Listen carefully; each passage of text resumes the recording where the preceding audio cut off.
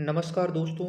RAS preparation की जो हमारी अर्थव्यवस्था की सीरीज चल रही है उसमें हाँ आज हमारा दूसरा टॉपिक है सार्वजनिक वितरण प्रणाली पीडीएस। इससे पहले हमारा सब्सिडी कंप्लीट हो गया है, आप देख सकते हैं। अब शुरू करते हैं सार्वजनिक वितरण प्रणाली यानी कि पीडीएस, पब्लिक डिस्ट्रीब्यूशन सिस्टम। सबसे पहले कि ये क्या चीज़ है, तो देखिए दोस्तों, ये सरकार द्वारा चलाई जाने वाली एक ऐसी प्रणाली है जिसके तहत सरकार जो सबसे ज़्यादा गरीब लोग हैं उनको सस्ती दरों में खाद्यान्न उपलब्ध कराकर समावेशी विकास को बढ़ावा देना इस प्रणाली का मुख्य उद्देश्य है। चलिए अब डिटेल से समझते हैं कि ये जो प्रणाली है पीडीएस, ये कब शुरू हुई और इसके क्या उद्देश्य हैं और क्या क्या इसमें संशोधन हुए हैं अब तक। तो देखो, सबसे पहले सार्वजनिक वितरण प्रणाली की बात करें तो ये एक खाद्य प्रबंधन प्रणाली है। खाद्य प्रबंधन यानी खाद्य को प्रबंध करती है। इसका मतलब है कि अधिक उत्पादन वाले क्षेत्रों से खाद्यान्न को खरीदकर कमी वाले क्षेत्रों में खाद्यान्न को वितरित करना इस प्रणाली का लक्ष्य है। और ये काम करती हैं सरकार, और सरकार की एक एजेंसी है जिसको बोलते हैं FCI, food corporation of India. इसके द्वारा ये काम किया जाता है। इसमें केंद्र व राज्य दोनों की भागीदारी होती है। बात करें कि खाद्यान्न प्रबंधन का विकास भारत में कैसे और कब कब हुआ, तो देखो 1950 की बात है, तब पीडीएस शुरू हुई थी। उस पीडीएस के शुरू होने से लेकर आज तक कई संशोधन इसमें हुए हैं। पहले जब 1950 में पीडीएस शुरू हुई, इसके बाद में इसमें संशोधन करके इसको आरपीडीएस यानी कि रिवैम्प्ड पब्लिक डिस्ट्रीब्यूशन सिस्टम कर दिया गया। फिर इसके बाद में इसको आगे जाके फिर संशोधन किया गया जिसको टीपीडीएस कहा गया, यानी कि टारगेटेड पब्लिक डिस्ट्रीब्यूशन सिस्टम। इसके बाद में आगे अंत्योदय अन्न योजना लेकर आई सरकार, और इसके बाद में 2013 में राष्ट्रीय खाद्य सुरक्षा अधिनियम लेकर आए। तो ये भारत में खाद्य प्रबंधन का एक विकास क्रम था। अब हम डिटेल में इन सभी खाद्य प्रबंधन विकास का जो क्रम में हमने पढ़ा है, पीडीएस, आरपीडीएस, टीपीडीएस, अंत्योदय अन्न योजना और राष्ट्रीय खाद्य सुरक्षा अधिनियम, इनको डिटेल में पढ़ते हैं। इनके क्या उद्देश्य हैं, इन सभी को हम डिस्कस करते हैं। तो देखो, सबसे पहले हम बात करते हैं पीडीएस, पब्लिक डिस्ट्रीब्यूशन सिस्टम की। अगर आपसे पूछे कि इसकी शुरुआत कब हुई, तो इसकी शुरुआत हुई 2 अक्टूबर 1950 को, गांधी जयंती के दिन। और इसको शुरू करने वाले थे पंडित जवाहरलाल नेहरू। और कहाँ से शुरू किया इन्होंने ब्यावर अजमेर से शुरू किया। सबसे पहला कि शुरुआत कब हुई, 2 अक्टूबर 1950 गांधी जयंती के दिन। किसने शुरू की? पंडित जवाहरलाल नेहरू ने। कहाँ से शुरू की? ब्यावर अजमेर से शुरू की। और आपको पता है कि अब ब्यावर एक नया जिला बन गया है। पहले ब्यावर अजमेर जिले में आता था, अब ब्यावर एक नया जिला बन गया है। इसका उद्देश्य क्या था? कम कीमत पर देश के नागरिकों को खाद्यान्न सुरक्षा उपलब्ध कराना। देखिए दोस्तों, मैं आपको बता दूं कि भारत का जो संविधान है, उस भारत के संविधान में एक आर्टिकल है, आर्टिकल 47। इस आर्टिकल 47 वैसे तो ये डीपीएसपी है, और आपको पता होगा कि डीपीएसपी यानी कि डायरेक्टिव प्रिंसिपल स्टेट पॉलिसी। तो ये जो डीपीएसपी होते हैं, ये इनको हम कोर्ट में चैलेंज नहीं कर सकते। लेकिन जब देश आज़ाद हुआ था तो दो चीज़ बनाई गई थी, एक एफआर यानी कि फंडामेंटल राइट, और एक डीपीएसपी। तो जो एफआर होते हैं, एफआर पे तो हम चैलेंज कर सकते हैं कोर्ट में, लेकिन डीपीएसपी में नहीं करते। लेकिन ये बताया गया कि डीपीएसपी के अंदर जो भी चीज़ें हैं, आगे जाके सरकार उनको पूरा करने का प्रयास करेगी। और उसी के तहत एक आर्टिकल 47 है जिसमें ये बताया गया है कि सरकार की ये जिम्मेदारी होगी कि जो भी नागरिक हैं देश के, उन सबको खाद्यान्न सुरक्षा उपलब्ध करवाना। और अगर बात करें पीडीएस में, तो केंद्र सरकार ने इसको फाइनेंस किया, यानी कि वित्त का जो प्रबंधन है वो केंद्र सरकार ने किया, राज्यों के सहयोग से इसको आगे बढ़ाया गया। तो ये थी पीडीएस सिस्टम। अब आगे हम बात करते हैं आरपीडीएस की, यानी कि रिवैम्प्ड पब्लिक डिस्ट्रीब्यूशन सिस्टम, संशोधित सार्वजनिक वितरण प्रणाली। 1992-93 की बात है, और आपको पता होगा कि 1992-93 में 73वां और 74वां संविधान संशोधन हुआ था। 73वें संविधान संशोधन द्वारा जो पंचायती राज संस्थाएं हैं उनको भारत के संविधान में जगह दी गई। 73वें संविधान संशोधन द्वारा पंचायती राज संस्थाओं को भारत के संविधान में जगह दी गई। उसी कारण से जो पीडीएस था उसको संशोधित करके आरपीडीएस में बदल दिया गया। क्यों कर दिया गया कि अब जो पीडीएस की जो जिम्मेदारी है वो पंचायती राज संस्थाओं पर डाल दी गई, यानी इसको फुलफिल करने का काम कौन करेगी? पंचायती राज संस्थाएं करेगी। उद्देश्य क्या था इसका? दूर दराज के क्षेत्रों में पीडीएस की पहुंच को विस्तार देना एवं प्रभावी बनाना। अब इसमें क्या था कि जो भी ग्राम पंचायती वो एक व्यक्ति को एक दुकान अलॉट करती थी, जिसको कहते थे राशन की दुकान या उचित आवंटन की दुकान, उचित मूल्य की दुकान। इसके तहत क्या करते थे, जो भी नागरिक थे वो अपनी जो खाद्यान्न थे जैसे गेहूं है, चावल है, वो इस पीडीएस के तहत यहाँ इस दुकान से क्या लेते थे? अनाज लेते थे। तो ये पंचायती राज संस्थाओं पर डाल दी गई। पहले 1950 में शुरू हुई थी, इसके बाद में 1992-93 में इसको चेंज करके आरपीडीएस कर दिया गया। फिर आगे चल के देखो, सरकार का जो घाटा है यानी राजकोषीय जो घाटा है वो बढ़ने लगा, यानी कि सरकार पे इस योजना के तहत जो फाइनेंशियल दबाव है वो ज़्यादा होने लगा। तो सरकार ने क्या किया? सरकार ने इसको आरपीडीएस से चेंज करके टीपीडीएस में बदल दिया, यानी कि टारगेटेड पब्लिक डिस्ट्रीब्यूशन सिस्टम। ये 1997 में ये बदलाव किया गया था। और इसमें क्या गया? इसमें किया गया कि एससी, एसटी और बीपीएल इन व्यक्तियों को अलग कर दिया गया और इनको लक्षित वर्ग माना गया। यानी कि इसका क्या उद्देश्य था? इसका उद्देश्य था कि सरकार क्या करेगी कि जो भी एससी, एसटी और बीपीएल परिवार हैं उन लोगों को जो सामान्य मूल्य हैं किसी भी खाद्य का, जैसे कि गेहूं है, चावल है या मोटा अनाज है, तो इनको सामान्य मूल्य से कम कीमत पर उपलब्ध कराएगी। और इनके लिए एक राशन कार्ड बनाया गया जो कि लाल कलर का था, यानी लाल रंग का राशन कार्ड बीपीएल परिवार के लोगों के लिए बनाया गया। और जो एपीएल परिवार थे उनके लिए क्या किया गया कि जो सामान्य कीमत है उसी पर खाद्यान्न उपलब्ध कराया जाएगा और इनके लिए नीले राशन कार्ड का प्रबंधन किया गया। यानी कि जो बीपीएल परिवार थे उनके लिए लाल राशन कार्ड और एपीएल परिवार के लिए नीले राशन कार्ड। इससे ये बेनिफिट हुआ कि जो सरकार का जो खर्चा था वो कम हुआ, क्योंकि पहले क्या करती थी सरकार? सभी को कम कीमत पर खाद्यान्न उपलब्ध कराती थी, तो सरकार को घाटा ज़्यादा होता था। अब उन्होंने एससी, एसटी और बीपीएल परिवार जो थे उनको लक्षित परिवार बना दिया गया या लक्षित वर्ग बना दिया गया और उनके तहत उन्हीं को सामान्य मूल्य से कम कीमत पर खाद्यान्न उपलब्ध कराया गया और जो एपीएल थे उनको सामान्य कीमत पर खाद्यान्न उपलब्ध कराया गया। इसके बाद में आती है अंत्योदय अन्न योजना। इसमें क्या होता है? जैसे कि मान लीजिए कि जो बीपीएल परिवार होते हैं वो होते हैं गरीब लोग, यानी बिलो पॉवर्टी लाइन। तो ये सभी परिवार क्या होते हैं? गरीब होते हैं। लेकिन देखिए दोस्तों, गरीब में भी कुछ कैटेगरीज होती हैं, लेकिन जैसे कि एक गरीब है लेकिन कम गरीब है और एक बहुत ज़्यादा गरीब है। बहुत ज़्यादा गरीब का मतलब है उसके पास, यानी कि अगर यदि उसको खाना नहीं दिया गया तो बहुत विकट समस्या आ सकती है। तो सरकार ने क्या किया? बीपीएल के अंदर एक योजना लेके आई है, अंत्योदय अन्न योजना।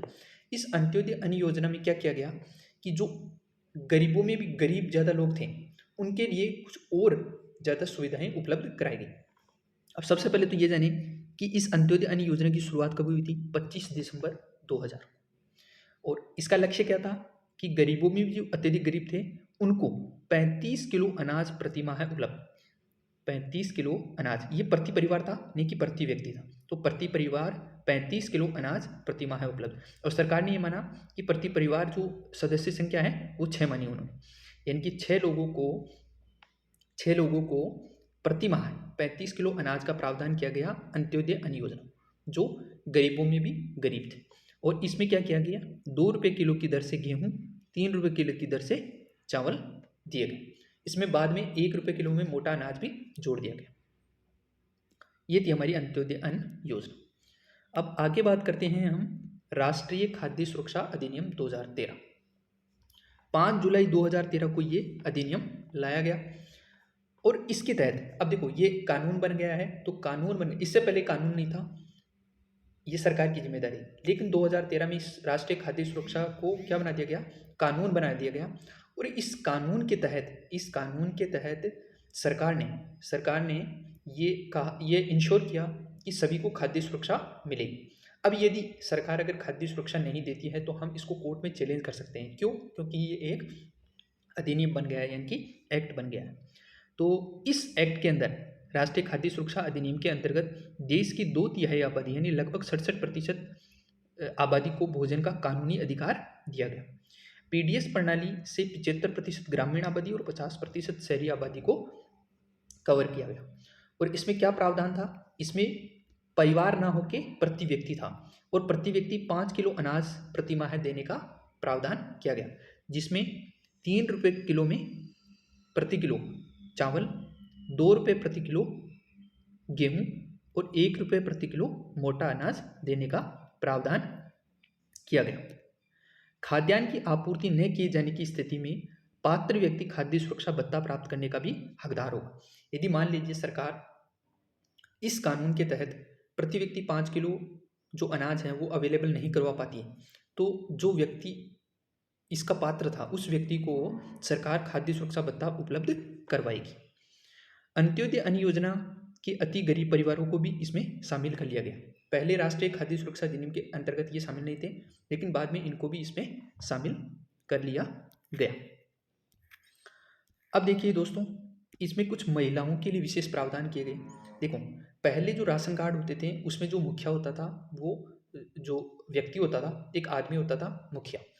लेकिन ये देखा गया कि जैसे कई परिवारों में क्या होता है, जैसे कि कोई शराब का अगर शराब की लत रहती है किसी व्यक्ति को, तो वो क्या करता था, जो भी अनाज होता था उसको बेच के शराब पी लेता था, जिससे कि जो परिवार था उसको वो अनाज नहीं मिल पाता था।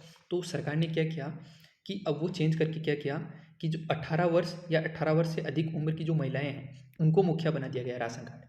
राशन कार्ड में महिलाओं को मुखिया बना दिया गया, यानी कि अब महिलाओं के कंसेंट के बिना अनाज नहीं मिलेगा।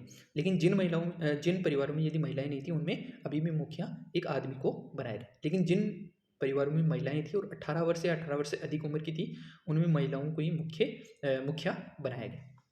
और इसमें एक चीज़ और ऐड कर दी गई कि जो गर्भवती महिलाएं हैं या जो स्तनपान कराने वाली जो माताएं हैं, उनके बच्चे के जन्म के 6 माह बाद भोजन के अलावा कम से कम 6,000 रुपये मातृत्व लाभ भी दिया गया।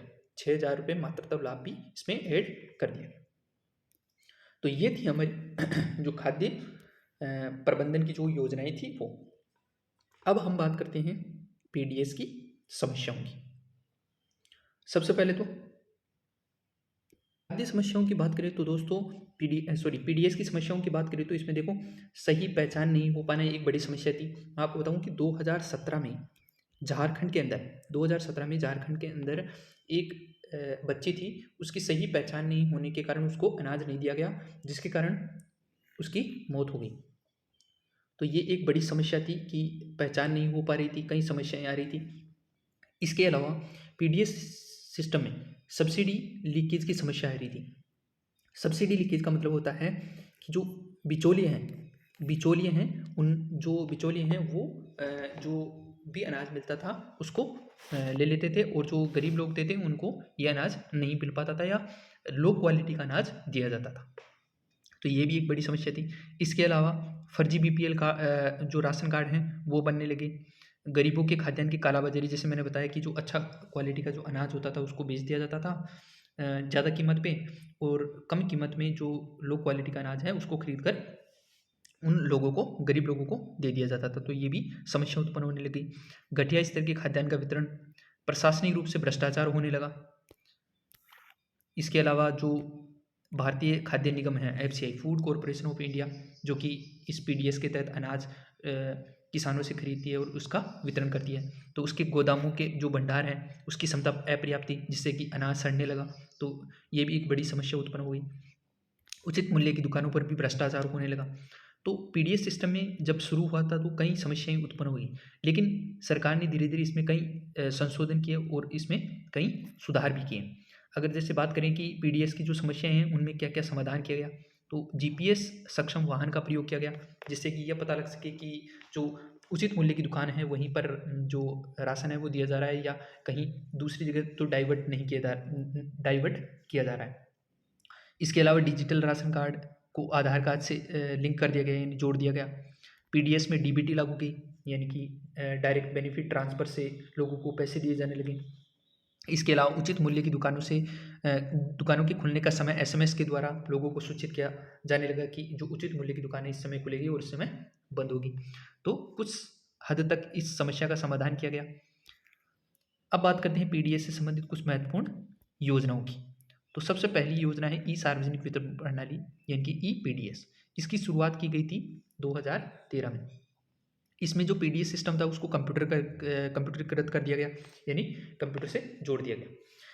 आधार लिंकिंग किया गया, लेकिन देखिए दोस्तों, आधार लिंकिंग के कारण भी कई समस्याएं उत्पन्न होगी। इसमें पाया गया कि एक हमारे देश में है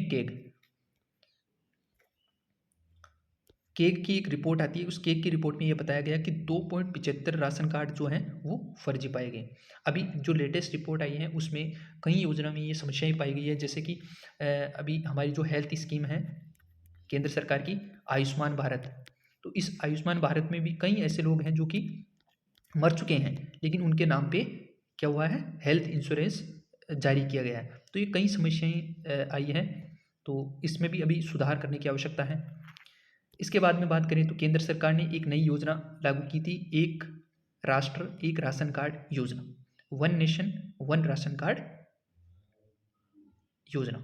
ठीक है, इसमें क्या किया गया, ये बजट 2020-21 में जारी की गई और इसके तहत पहले क्या होता था, जो राशन कार्ड, मान लीजिए कोई राजस्थान का व्यक्ति है तो राजस्थान के व्यक्ति को जो राशन कार्ड था उसके तहत उसी के राज्य में खाद्यान्न मिल सकता था। लेकिन अब मान लीजिए जैसे कोई बिहार का कोई व्यक्ति है, वो राजस्थान में आके काम कर रहा है, तो वो अनाज बिहार लेने थोड़ी ना जाएगा।